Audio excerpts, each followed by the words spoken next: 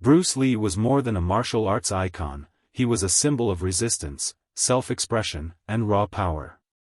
His influence wasn't limited to the silver screen or the dojo, it exploded into unexpected places, one of the most profound being hip-hop culture. In the late 1970s and early 80s, as hip-hop was being born in the Bronx, many young Black and Latino artists found inspiration in Bruce Lee's philosophy, style, and rebellion.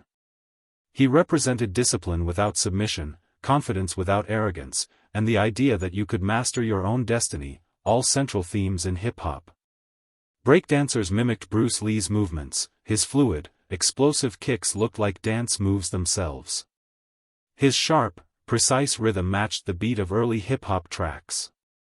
B-boys spun on cardboard floors, invoking Bruce's energy, sometimes even donning headbands and kung fu gear in homage.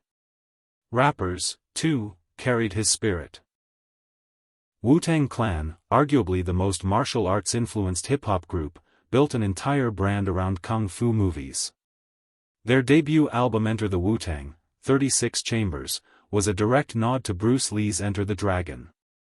Lyrics referenced him constantly, not just for his fighting prowess, but for his mental discipline, his philosophy, and his iconic status as a warrior poet. Hip-hop, like Bruce Lee, was born out of struggle and creativity. Both emerged from marginalized communities determined to speak their truth and own their identity. Bruce Lee's ethos of using no way as way resonated with artists who refused to be boxed in by social or cultural norms. Even today, his image shows up in music videos, on album covers, and in lyrics. Artists like A$AP Rocky, Kendrick Lamar, and RZA still cite him as a muse. Not just for how he moved, but for how he thought, spoke, and lived.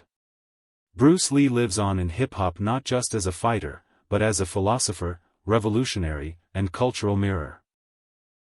A timeless embodiment of confidence, resistance, and art. Before Bruce Lee exploded onto the international stage, portrayals of Asian men in Western media were narrow, stereotypical, and often demeaning. They were frequently shown as nerdy, submissive, emasculated, or even invisible altogether. In this climate, Bruce Lee emerged not only as a martial arts sensation but as a powerful force that redefined what it meant to be an Asian man, strong, confident, charismatic, and deeply philosophical. Bruce Lee didn't just fight on screen, he fought against centuries-old stereotypes. His physical presence was lean but explosive. He moved with speed, precision, and dominance.